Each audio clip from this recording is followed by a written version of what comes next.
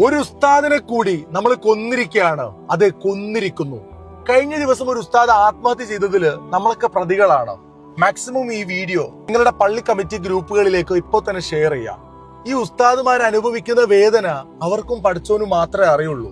പള്ളിയിൽ പണിയെടുത്താ പറയും ഇവർക്കൊന്നും മേലണങ്ങാൻ പറ്റില്ല എന്ന്.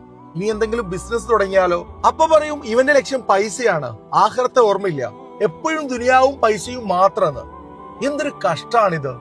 ഞാൻ സന്ദർശിച്ച പല രാജ്യങ്ങളിലും ഉസ്താദുമാർക്ക് നൽകുന്ന പരിഗണന കാണുമ്പോൾ നമ്മുടെ നാടിനെ ആലോചിച്ച് ബേജാറാവാറുണ്ട്. നിങ്ങളൊരു കാര്യം മനസ്സിലാക്കണം, എല്ലാ ഉസ്താദുമാർക്കും വേറെ പണിയെടുക്കാൻ അറിയാഞ്ഞിട്ടല്ല. നമ്മുടെ മക്കളെ ദീന് പഠിപ്പിക്കാൻ, അവരുടെ ആഖിറം നന്നാക്കാൻ വേണ്ടിയാണ് ഇവർ ഈ പണിക്കിറങ്ങുന്നത്. എന്നിട്ടോ ഏതെങ്കിലും ഒരു മഹലിൽ ഒരു ഉസ്താദിന് സ്ഥിരമായി പണിയുണ്ടോ? 2 വർഷം കൂടുമ്പോൾ ഓരോ കാരണം പറഞ്ഞ് അവരങ്ങ് പുറത്താക്കും. എന്താണെന്നറിയോ കാര്യം? കുറെ കാലം നിന്നാൽ ശമ്പളം കൂട്ടിക്കൊടുക്കേണ്ടി വരും.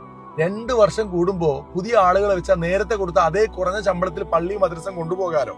എന്ത് ക്രൂരമായ നാടകമാണിത്.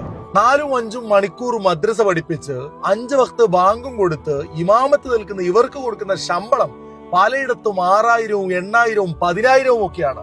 4-5 മക്കളും പ്രായമായ ഉമ്മയും ഉപ്പയും അടങ്ങുന്ന ഒരു കുടുംബം ഈ പൈസ കൊണ്ട് എങ്ങനെ ജീവിക്കും? 30,000-ഉം 40,000-ഉം വാങ്ങിയിട്ടും ജീവിക്കാൻ തികയുന്നില്ല എന്ന് പരാതി പറയുന്ന ആളുകളൊന്ന് ഈ അവസ്ഥ ചിന്തിക്കണം. എന്റെ ഒരു സുഹൃത്തിനോട് ഒരു സെക്രട്ടറി പറയാണ് ഉസ്താദിനെ കിട്ടാനില്ല എന്ന്. അന്വേഷിച്ചപ്പോഴാണ് മനസ്സിലായത് മദ്രസ പഠിപ്പിക്കണം, ബാങ്ക് വിളിക്കണം, ഇമാമത്ത് നിൽക്കണം, പോരാത്തതിന് ഹൗസും ടോയ്ലറ്റും കഴുകണം.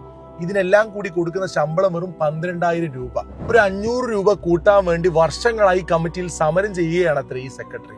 അതെ, വെറും 500 രൂപ കൂട്ടാൻ.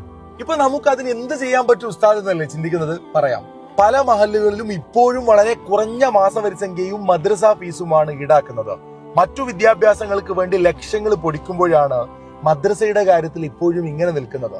അതുകൊണ്ട് സാമ്പത്തികമായി പിന്നാക്കം നിൽക്കുന്നവരെ ഒഴിവാക്കി ശേഷിയുള്ളവരിൽ നിന്ന് കൃത്യമായ വരിസംഖ്യ ഈടാക്കാവുന്നതാണ്.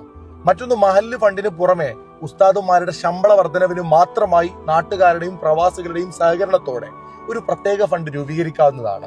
ഇതേപോലെ ഉസ്താദുമാരുടെ ശമ്പളത്തിനായി എല്ലാ മാസവും പിരിവ് നടത്തുന്നതിന് പകരം മഹലിന് ഒരു സ്ഥിര വരുമാന മാർഗം ഉണ്ടാക്കിയെടുക്കാവുന്നതാണ്. ഇതിനുവേണ്ടി കടമുറികളോ ക്വാർട്ടേഴ്സോ നിർമ്മിച്ച് വാടകയ്ക്ക് നൽകാവുന്നതാണ്. ഇങ്ങനെ ഒരുപാട് മാർഗങ്ങളുണ്ട്. ഇത് നേരാവണ്ണം ചെയ്യുകയാണെങ്കിൽ ഈ കാര്യത്തിൽ വലിയ മാറ്റമുണ്ടാവും. ബിസിനസ് ചെയ്യാൻ താല്പര്യമുള്ള ഉസ്താദുമാരുണ്ടെങ്കിൽ പള്ളി കമ്മിറ്റി ഒരിക്കലും അവർക്ക് വിലങ്ങ് തടിയാവരുത്. നമ്മളായിരിക്കണം അവരെ പ്രോത്സാഹിപ്പിക്കേണ്ടത്. സത്യത്തിൽ ഈ ഉസ്താദുമാർക്കൊക്കെ സ്വന്തമായി വരുമാനം ഉണ്ടായിരുന്നെങ്കിൽ ഇന്ന് ചെയ്യുന്ന മദ്രസയും പള്ളിയും ഒക്കെ ശമ്പളം വാങ്ങിക്കാതെ തന്നെ അവർക്ക് ചെയ്യാമായിരുന്നു. ഇനി നാളെ നമ്മൾ മരിച്ചാല് തൽഖീൻ ചൊല്ലാനും മയ്യത്ത് നിസ്കരിക്കാനും ഇതേ ഉസ്താദുമാര് തന്നെ വേണം നമ്മുടെ മുന്നിൽ എന്ന ബോധ്യം ഉണ്ടാവേണ്ടതുണ്ട്. ജീവിതകാലത്ത് അവരെ കണ്ണീര് കുടിപ്പിച്ചിട്ട് നമ്മൾ എന്ത് നേടാനാണ്? അതുകൊണ്ട് ഇന്ന് തന്നെ നമ്മുടെ നാട്ടിലെ ഉസ്താദുമാരെ കണ്ട് അവരോട് വിവരങ്ങൾ അന്വേഷിച്ച് പ്രശ്നങ്ങൾ ഉണ്ടെങ്കിൽ അത് പരിഹരിക്കാനുള്ള നടപടികൾ നമ്മൾ കൈകൊള്ളണം. നല്ല ശമ്പളം വാങ്ങുന്നവർ നമ്മുടെ നാടുകളിലേക്ക് ഉണ്ടാകും. അവരൊക്കെ എല്ലാ മാസവും ഒരു സംഖ്യ ഉസ്താദിന് വേണ്ടി മാറ്റിവെക്കാൻ തയ്യാറാകണം.